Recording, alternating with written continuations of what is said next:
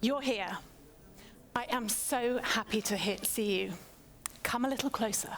I've got a secret to tell you. Ready? Okay, here it is. Work doesn't have to be boring, or stressful, or draining, or miserable, or an endurance test. There is a world in which work is joyful, life-affirming, and fun. But maybe that's not how it feels for you right now. And you are not alone. I'm sitting on a bench in Stoke Newington. My skin is fizzing with anxiety. My stomach is in knots, and I can't ever imagine not feeling like this. I'm 27. I'm on sick leave from a government department going through a redundancy process. And I've spent the last 3 months sitting in a grey office with not enough to do, slowly feeling my lust for life draining away. I'm shrouded in a heavy blanket of depression. Everything feels muted. The thought of going back to work makes me feel physically sick. My mum, my lovely mum, is sitting next to me, gently coaxing me to write a list of the things that bring me joy. I struggle to see the point, but slowly and rather reluctantly, I put pen to paper. Sun. Swimming. Singing. Being in nature.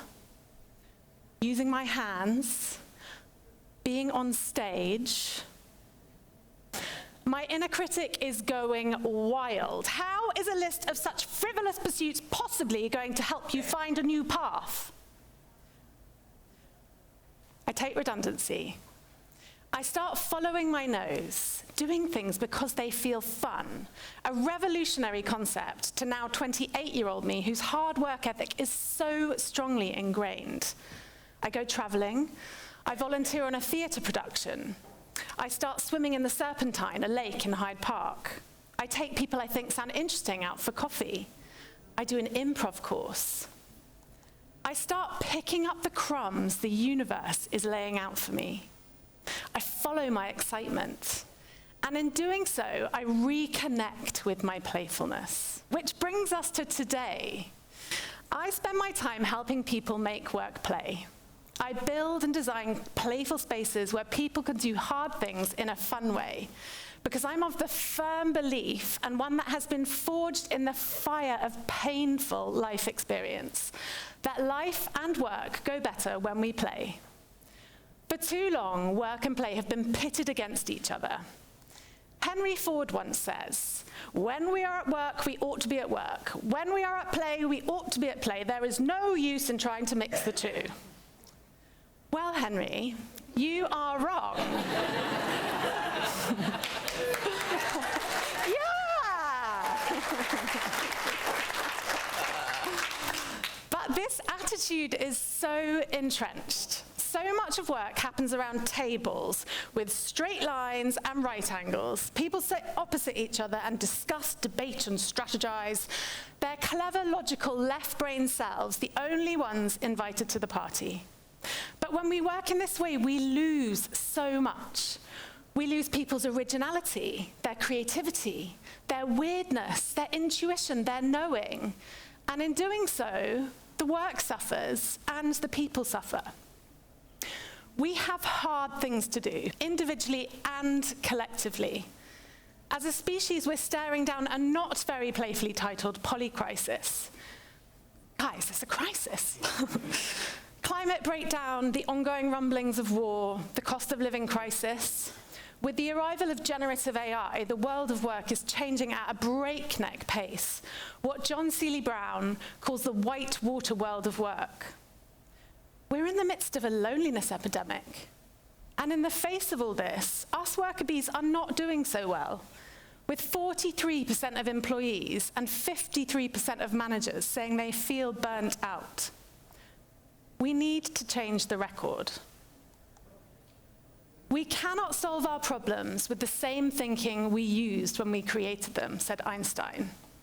If if we're to thrive in this strange new world in which we find ourselves, we're going to need skills that help us respond flexibly, creatively, and courageously in the face of change.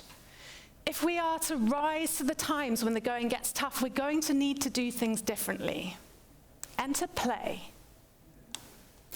In 2018, a group of Australian academics did a literature review, and they found play at work to have an astonishing range of evidence benefits.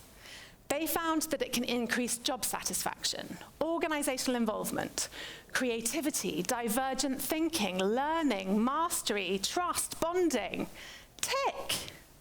They also found that it reduces boredom, burnout, stress, and fatigue. Tick, tick. But what does it look like? Making work play will look different for everyone. Maybe it's doing an improv game at the beginning of a meeting to set the tone. Or maybe it's buying a journal without lines that you can doodle in. Or maybe it's using junk to articulate a new idea. Or perhaps it's as simple as going for a walk when you do that meeting instead of sitting at your desk. Professor Alison James, who ran the Creativity and Play Festival here at Winchester University, shared a story with me about running a critical evaluation process with her students using Lego Serious Play. After the session, one of the students stayed behind and said, "Do you know I have ADHD and ADD? If you'd done a PowerPoint presentation and a seminar, I would have been out the door in 10 minutes. But," she said, "when my fingers are moving, I am golden." There is great power in bringing our playfulness to work. But how do we do it? There are so many ways we can begin to inject more play into our 9 to 5, and today I'm going to give you 3 gifts that you can put in your pocket, take to work with you, and pull out on a rainy day. And those are play, permission, and presence. First up, play. Before we can begin to play with our work, we need to fill what author Catherine Price calls our fun tank. We need to do things that make us laugh, that make us feel alive, that feel fun and joyful. For me, that's swimming in the River Itchen down the road, doing improv, you might have guessed that one already, riding a Lime bike really fast through the streets of London. But what does it look like for you? And what is one thing that you could do in the next week that would feel like play? Gift 2, permission. So often at work, we feel the need to be serious and professional. We tell ourselves stories like work and play are opposites. Work is supposed to be hard. Work is a means to an end. Work and play have not historically been natural bedfellows. Bringing our playfulness to work requires courage. It requires a leap of faith, and it requires permission. So, I invite you to repeat after me. Sorry, first up, permission from everybody else, those around us, yes, but first and foremost, it requires permission from ourselves. So, I'm going to ask you to repeat after me, okay? I am allowed to have fun with my work. I am allowed to have fun with my work. Okay, now with a bit more gusto, folks. I am allowed to have fun with my work. Woo, yes, you are allowed to have fun with your work. Lovely. So, last gift, presence. How we show up matters. I'm an improviser, and how I show up on stage is key to how a scene will go. If I show up hunched, with my arms folded, in a state of sick and feebleness, I don't signal a readiness to my fellow players. But if I show up with my shoulders back, standing on both feet, my colleagues know I'm ready to play, ready to catch whatever they throw at me. And that is where the fun can happen. I once ran a workshop called Cultivating Your Inner Ally, which was all about how we can cultivate an inner loving champion rather than a cruel inner critic. And in this session, we explored having coaching conversations in different physical postures, and the results were startling. People experienced having broader, more freewheeling ideas when their bodies were open, and smaller, more closed thoughts when their bodies were closed.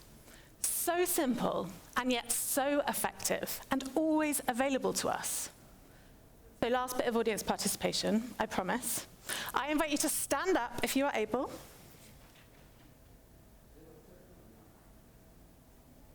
Put your shoulders back, head up, and now give a little wiggle. Woo! Gorgeous, gorgeous. Okay, how do you feel? I can see some smiles, some laughter. Lovely. Thank you for humoring me. You can sit down. So in short, playing with our work is not silly or frivolous or about making rafts. Our play... Well, you know, we've all been there, haven't we? Our playfulness is a sustainable source of energy that can fuel us through tough times. Tapping into our playfulness can help us stay with hard things for longer and bring more joy, levity, and ease to our everyday. So if any of you have been sitting at a desk with a sneaking feeling that things could be better, my message to you is that they can. This is your invitation to make work play.